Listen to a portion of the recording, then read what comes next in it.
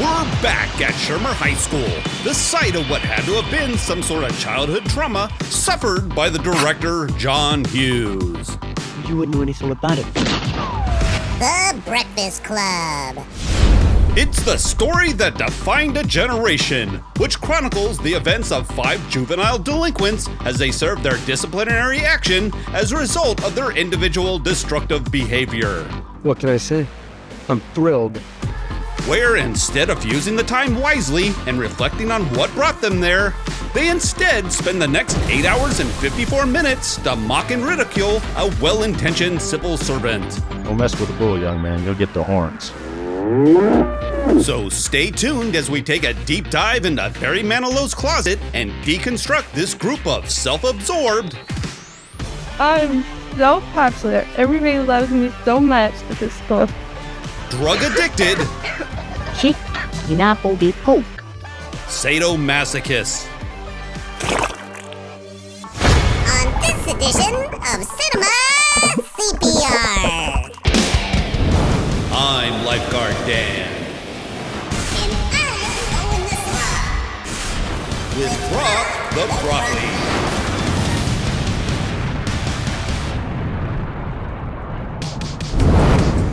We are first introduced to our princess, Claire Standish, an individual whose privileged background and sense of entitlement leads her to reject her punishment for unauthorized commerce during her regularly scheduled educational timetable.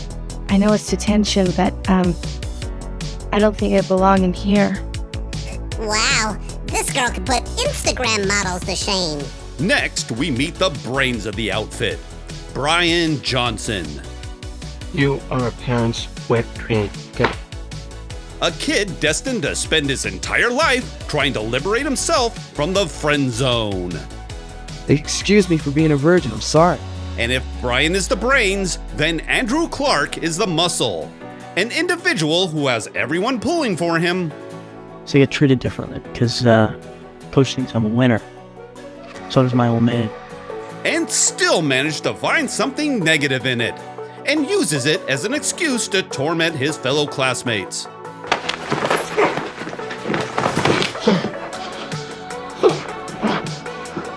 I don't want to get into this with you, man. Then there's everyone's favorite kleptomaniac / basket case, Allison Reynolds. Are you gonna be like a shopping bag lady?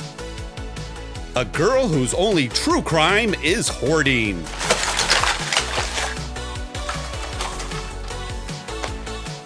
And a severe case of cranial flake. Then there's our bad boy, John Bender. A 25-year-old high school student whose obsession with materialism You got everything, and I got... that turns him into a menace to society with a flagrant disregard for authority that somehow doesn't extend into punctuality. I want to congratulate you for being on time. Then there's the hero of the story, Richard Vernon. Well, here we are. a man willing to subject himself to completely unwarranted attacks on his character, all to provide a stable and positive role model for troubled teens, as well as supplement his meager teacher's salary of $31,000 a year. I'm not about to throw it away on some punk like you. And instead of walling away the day, Richard instead takes this opportunity and encourages them to further their literary skills by having them self-reflect on their own toxic behavior. We are going to write an essay. No less than 1,000 words. Describing to me who you think you are. Maybe you'll learn a little something about yourself. Which of course is immediately met with resentment. Does Barry Manilow know that you raid his wardrobe? Along with some oddly placed comments towards Vernon's love for baked goods.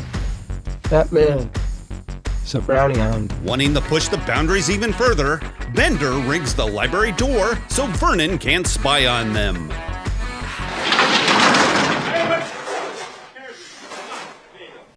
You know, he could just open the other door. A back-and-forth genital measuring contest then ensues, resulting in Bender forfeiting an additional 8 Saturdays, showing just how desperate he is for a strong parental influence in his life. You want to spend a little more time trying to do something for yourself and a little less time trying to impress me. You might be better off. Then, after a quick pit stop, Gotta go. We gotta go. their self-imposed walls show the first signs of cracking, as common ground begins to emerge in the form of parental revulsion. What do you like better? What? You like your old man better than your mom? They're both screwed. Which of course doesn't last very long. That is until the next parental figure crosses their path that they can mock and ridicule. Carl, What? can I ask you a question? Sure. How does one become a janitor? You want to be a janitor? No, I just want to know how one becomes a janitor because Andrew here is very interested in pursuing a career in the custodial arts. However, this janitor is no stranger to trash talk. You guys think I'm just some untouchable peasant? Sir? Peon? Huh? Maybe so. Following a broom around after heads like you for the last 8 years, I've learned a couple of things. Like I'm gonna take life advice from someone who went from man of the year to creepily spying on teenager. It's now lunchtime, where they ignore the fact that their food has been sitting under their desk unrefrigerated for the last 4.5 hours, and instead decide to concentrate on their lack of access to proper hydration, despite plenty of evidence to the contrary. Which culminates in Bender expressing his overwhelming disdain for meat-infused baked goods. No, Dad! What about you? And then, with absolutely no effort, proceeds to convince the entire group to follow him to his locker to procure his stash of narcotics. That was marijuana. Your proof of this? You know, if you're going to keep drugs in your locker, may I suggest that you draw a little less attention to it. And because no 80s movie would be complete without a montage sequence to help pad the runtime, they race back to the library, where the sounds of them running through the abandoned halls is somehow magically muted. And despite all this, they still manage to trap themselves, resulting in Bender sacrificing himself so that they won't get caught. That's... Wait a minute. Why did it take close to 20 minutes to go from his locker to the gym? To prevent Bender's disruptive behavior to further corrupt the others, Vernon isolates him from the rest of the group, and then calls him on his BS tough guy attitude. That's what I thought. You're a gutless turd. Where Bender proceeds to prove all of Vernon's predictions correct by sneaking back to the library to violate a minor. It was an accident. You're an... Am I the only one who's disturbed by the fact that when they are filming this, she was 16 and he was 25? Bender then pressures everyone into smoking cannabis, clearly laced with PCP, which sends Andrew into a drug-filled rage. Meanwhile, Vernon and Carl have a heart-to-heart about the future of Generation X. Carl, I've been teaching for 22 years. And each year, these kids get more and more arrogant. Oh, boy. Man. Come on, Vern. The kids haven't changed. You have. Back at the library, for no apparent reason, Claire is berated by her peers over her sex life or lack thereof. Answer the question. Don't be a jerk. It's easy. It's only one question. No! I never did it! Which reveals nothing more than Allison's ability to manipulate people. I'm not a nymphomaniac. I'm a compulsive liar. You are such a bitch. Which then begins a very awkward segue into an even more disturbing monologue by Andrew, where he graphically describes how he assaulted another student, much to the delight of the other classmates. I jumped on top of him and and started wailing on him.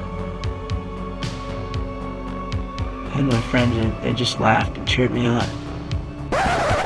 Hold up.